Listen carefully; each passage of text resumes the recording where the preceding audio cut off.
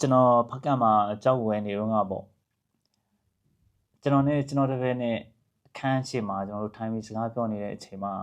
ဖကန်းကဘွဲသားတယောက်ကကြောက်လာပြတယ်ဗျကြောက်ကိုကျွန်တော်ယူကြည့်လိုက်တဲ့ခါကျတော့ကြောက်ကကျွန်တော်အကြိုက်ဖြစ်နေတာပေါ့နော်တော်တော်လေးလှတယ်ကြောက်စီကြောက်သားကောင်းတယ်ကြောက်မျိုးလဲကောင်းတယ်ပေါ့နော်အဲ့ဒါနဲ့ကျွန်တော်ကဘလောက်လဲလို့မေးတဲ့အခါကျတော့သူက3,500လောက်စီးမယ်လို့ပြောတာဗျအဲ့တော့ကြောက်ကလည်းတန်းနေတယ်ဗျအဲ့ဒါနဲ့ကျွန်တော်က3,900 800ပေါ့နော်အဲ့ရနေပြီးတော့ကျွန်တော်3,500ရောက်သွားတယ်3,500ရောက်သွားတဲ့အခါကျတော့ကျွန်တော်မေးပေးပါပေါ့မေးပေးပါလို့ပြောတဲ့အခါကျ तू ကကွာတဲ့ကြီးပြောတာမမေးဘူးကြီးပြောတာအဲ့ဒါနဲ့မဟုတ်ဘူးကျွန်တော်ပြောမယ်တွားပြီးတော့မေးကြည့်လိုက်ကျွန်တော်ကြောက်ကိုတက်ပေးမယ်အဲ့တော့ငါကိုလေကြောက်သားကိုမေးတဲ့အခါကျတော့ကြောက်ရဲ့အနေအထားကိုသိရတာပေါ့ဘယ်လောက်ရောင်းမလဲဆိုတာကိုသိရတာပေါ့အဲ့ဒါကြောင့်မလို့တွားမေးပေးပါလို့ကျွန်တော်ပြောတာ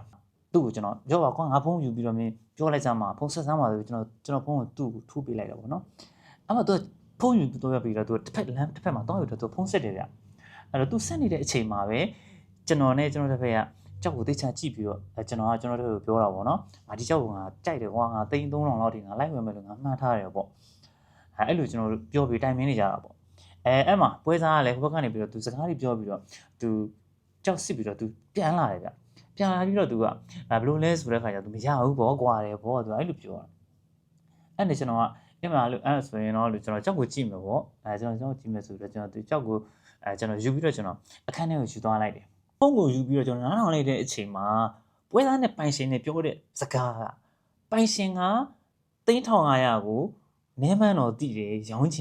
လိုက်မှဖြစ်မယ်ဘာလို့လဲဆိုတော့ तू ကြောက်တလုံးရထားတယ်အဲ့ကြောက်ဖို့ငွေချီရမှာဖြစ်တဲ့အတွက်ကြောင့်အဲ့3,500ကိုမဆွဲတော့နဲ့ရောင်းလိုက်တော့ဆိုပြီးတော့ပွဲသားကိုပြောနေတာပါ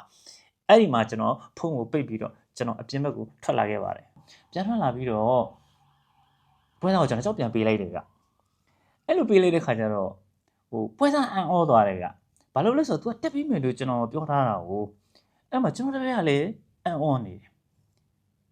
အဲ့တော့ပွဲသားဘယ်လိုလုပ်တာလဲပေါ့နော်အခုငါညီပေါ့မင်းပွဲတက်ပေးမယ်လို့ပြောပြီးတော့ပေါ့နော်ဒီကြောက်ကိုဈေးတက်ပေးမယ်ပြောပြီးတော့ဘယ်လိုလုပ်တာလဲဘာညာဖြစ်တာဟုတ်ပွဲသားအဲ့မှာကျွန်တော်ကမဟုတ်ပါဘူးပေါ့ငါညီကလည်းကွာတယ်ဆိုတော့အကြိုင်လေးနည်းသွားလို့ပါဘာညာပေါ့ကျွန်တော်အဲ့လိုပြောတာအဲ့လိုပြောတဲ့ခါကျအခုမလို့ငါညီကမလုပ်ပါနဲ့ပေါ့အဲ့လိုပေါ့နော်အဲ့တော့ငါညီစောတက်ပေးမယ်လေပြောထားတာဘာညာဆိုပြီးတော့သူကကျွန်တော်တက်ခိုင်းတာတက်ပေးပါဈေးတက်ပေးပါပေါ့အဲ့ဒါနဲ့ကျွန်တော်အဲ့ဒါဆိုရင်တော့လို့အခုကတက်ပေးမယ်ပေါ့ကျွန်တော်ကအခုတက်ပေးမယ်လို့ပြောထားတာဆိုတော့လို့ကျွန်တော်350တက်ပေးလိုက်မယ်ဗျာလို့အဲ့တော့1,050ပေါ့လို့ဘွက်ကနေဆိုတော့1,600ကျော်ပေါ့ဗျာလို့ဆိုပြီးတော့ကျွန်တော်ကပြောလိုက်တယ်အဲ့တော့ဘွဲသားကမရဘူးပေါ့အဲ့လောက်နဲ့တော့မရပါဘူးဘာညာဆိုပြီးတော့ဘွဲသားပြောတဲ့ခါမရရင်ယူသွားပါဆိုပြီးကျွန်တော်ပြီးလိုက်တယ်ကြောက်ပြီးလိုက်တော့ဘွဲသားအပြင်မနားလေးကိုခဏယူထွက်သွားသေးတယ်ဗျယူထွက်သွားပြီးတော့ तू စဉ်းစားနေတာစဉ်းစားပြီးတော့ခဏနေကြတော့ तू ပြန်လာအပ်သွားတယ်ဗျာကြောက်ကိုအဲ့တော့ तू စိတ်ထဲမှာတော့တိတ်တော့အောက်တက်ကြီးနေမှာပေါ့ကြောက်ကိုလာအပ်သွားတယ်အဲ့တော့ကျွန်တော်လည်းဒါဆက်ဆွဲနှုတ်ဆက်ပြီးသူ့ကိုပတ်စံချေလိုက်တယ်ပေါ့ဗျာအဲ့မှာကျွန်တော်တို့ကပွဲသားပြန်သွားတဲ့ခါကျတော့ကျွန်တော်တို့ကအဆရာသမားဘယ်လိုလုပ်လိုက်တာလဲပေါ့နော်3,000လောက်ဝင်မယ်ပြောပြီးတော့ဘယ်လိုကြောင့်3,000ကနေရက်ပလိုက်တာလဲပေါ့ပြီးတော့ကြောက်ကလေးရရတယ်ဆိုတော့ तू ကအဲ့လိုမေးတာအံ့ဩတဲ့ခါကျတော့ကျွန်တော်သူ့ကိုပွဲစားနဲ့ပိုင်ရှင်နဲ့စကားပြောထားတဲ့ recording ကိုဖွင့်ပြလိုက်တဲ့အခါမှာ तू ရမ်းအံ့ဩသွားတယ်ဒါကကျွန်တော်ဖက်ကမှာကြုံခဲ့ရတဲ့အတွေ့အကြုံလေးကိုကျွန်တော်မိတ်ဆွေများကို share လုပ်ပေးခြင်းဖြစ်ပါတယ်ဒီ story လေးကိုနားထောင်ပြီးတော့ကျွန်တော်မိတ်ဆွေများအတွေ့အထဲမှာအဖို့တန်အသိဉာဏ်တစ်ခုကိုရသွားလိမ့်မယ်လို့ယုံကြည်ညွှန်နေပါတယ်ဒီလေးကိုအားပေးရတဲ့အတွက်ကျေးဇူးပါ